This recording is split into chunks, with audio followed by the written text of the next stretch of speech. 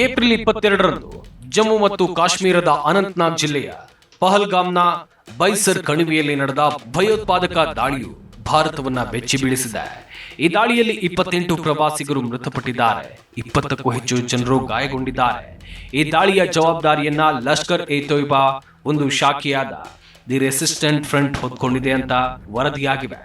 ಪಹಲ್ಗಾಮ್ ಮೇಲಿನ ಉಗ್ರರ ದಾಳಿ ವೇಳೆ ಪ್ರೊಫೆಸರ್ ದೇಬಾಶಿ ಭಟ್ಟಾಚಾರ್ಯ ಎನ್ನುವರು ಕಲ್ಮಾವನ್ನ ಪಠಿಸೋದ್ರ ಮೂಲಕ ಉಗ್ರರ ದಾಳಿಯಿಂದ ಪಾರಾಗಿದ್ದಾರೆ.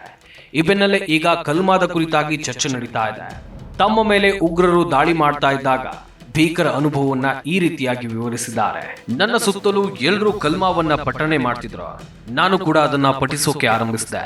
ಒಬ್ಬ ಉಗ್ರ ನನ್ನ ತಲೆಗೆ ಬಂದೂಕು ಹಿಡಿದು ನಾನು ಏನನ್ನ ಪಠಿಸ್ತಾ ಇದ್ದೇನೆ ಅಂತ ಕೇಳಿದ. ಆಗ ನಾನು ಲಾ ಇಲಹ ಇಲ್ಲಲ್ಲಾಹ ಅಂತ ಪಠಿಸ್ತಾ ಇದ್ದೆ. ಆಗ ಇದನ್ನ ಕೇಳಿದ ಆತ ನಂತರ ದೂರ ಹೋದ ಅಂತ ಭಟ್ಟಾಚಾರ್ಯ ಹೇಳಿದ್ರು. ಕಲ್ಮಾ ಪಠಿಸಿದ್ರಿಂದ ಅವರು ಪ್ರಾಣಾಪಾಯದಿಂದ ಪಾರಾಗಿದ್ದಾರೆ.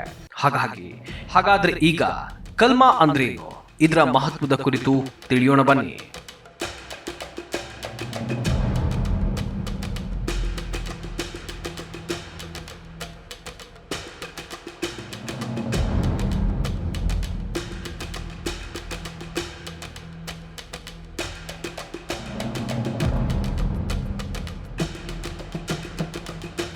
ಕಲ್ಮಾ ಎಂದರೇನು?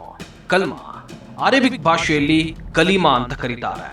ಇದು ಇಸ್ಲಾಂ ಧರ್ಮದಲ್ಲಿ ಪವಿತ್ರವಾದ ಘೋಷಣೆ. ಇದನ್ನ ಕಲಿಮಾ ತಯ್ಯಿಬಾ ಅಥವಾ ಶಹದಾ ಅಂತ ಕರೀತಾರೆ. ಇದು ಇಸ್ಲಾಂ ಧರ್ಮದ ಮೂಲಭೂತ ಸಿದ್ಧಾಂತವನ್ನ ಸಾರುವ ಒಂದು ಶಬ್ದ ವಾಕ್ಯವಾಗಿದೆ. ಕಲ್ಮಾದ ಸಂಪೂರ್ಣ ರೂಪ ಹೀಗಿದೆ: ಲಾ ಇಲಹ ಇಲ್ಲಲ್ಲಾ ಮೊಹಮ್ಮದ್ ರಸೂಲುಲ್ಲಾ. ಹೀಗಂದ್ರೆ ಅಲ್ಲನೊಬ್ಬನೇ ದೇವರು, ಮೊಹಮ್ಮದ್ ಅವರು ಅಲ್ಲನ ದೂತರು. ಈ ಘೋಷಣೆಯು ಇಸ್ಲಾಂನ ಏಕದೇವತಾವಾದವನ್ನ ಮತ್ತು ಪ್ರವಾದಿ ಮೊಹಮ್ಮದ್ ಅವರ ದೈವದೂತ ಸ್ಥಾನವನ್ನ ಒಪ್ಪಿಕೊಳ್ಳುವುದನ್ನ ಸೂಚಿಸುತ್ತೆ. ಇಸ್ಲಾಂಗೆ ಪ್ರವೇಶ ಮಾಡುವರು ಈ ಕಲ್ಮವನ್ನ ಹೃದಯಪೂರ್ವಕವಾಗಿ ಒಪ್ಪಿಕೊಂಡು ಉಚ್ಚರಿಸಬೇಕು. ಇದು ಆಗ ಆ ವ್ಯಕ್ತಿಯನ್ನ ಮುಸ್ಲಿಮನನ್ನಾಗಿ ಮಾಡುತ್ತೆ. ಇದು ಇಸ್ಲಾಂನ 5 ಸ್ತಂಭಗಳಲ್ಲಿ ಮೊದಲನೆಯದು, ಶಹದಾವನ್ನ ಪ್ರತಿನಿಧಿಸುತ್ತೆ. ಕಲ್ಮವು ಧಾರ್ಮಿಕವಾಗಿ ಮಾತ್ರ ಅಲ್ಲ, ಸಾಂಸ್ಕೃತಿಕವಾಗಿಯೂ ಮಹತ್ವವನ್ನು ಪಡೆದುಕೊಂಡಿದೆ. ಇದು ನಮಾಜ್ ಅಂದ್ರೆ ಪ್ರಾರ್ಥನೆ, ಅಜಾನ್ ಪ್ರಾರ್ಥನೆಯ ಕರೆ ಮತ್ತು ಇತರ ಧಾರ್ಮಿಕ ಸಂದರ್ಭಗಳಲ್ಲಿ ಉಚ್ಚರಿಸಲಾಗುತ್ತೆ. ಇದು ಆಧ್ಯಾತ್ಮಿಕ ಶಕ್ತಿಯ ಮೂಲ ಅಂತ ಭಾವಿಸಲಾಗಿದೆ. ಈ ದಾಳಿಯ ಸಂದರ್ಭದಲ್ಲಿ ಕೆಲವು ಪ್ರತ್ಯಕ್ಷದರ್ಶಿಗಳ ಪ್ರಕಾರ ಭಯೋತ್ಪಾದಕರು ದಾಳಿಯ ಸಮಯದಲ್ಲಿ ಕೆಲವು ಪ್ರವಾಸಿಗರಿಗೆ ಕಲ್ಮಾವನ್ನ ಪಠಿಸುವಂತೆ ಒತ್ತಾಯಿಸಿದ್ದಾರೆ. ಕಲ್ಮಾವನ್ನ ಯಾರು ಉಚ್ಚಾರಣೆ ಮಾಡಿಲ್ಲ ಅವರನ್ನ ಗುಂಡಿಕ್ಕಿ ಕೊಂದಿದ್ದಾರೆ ಎಂಬ ಆರೋಪಗಳಿವೆ.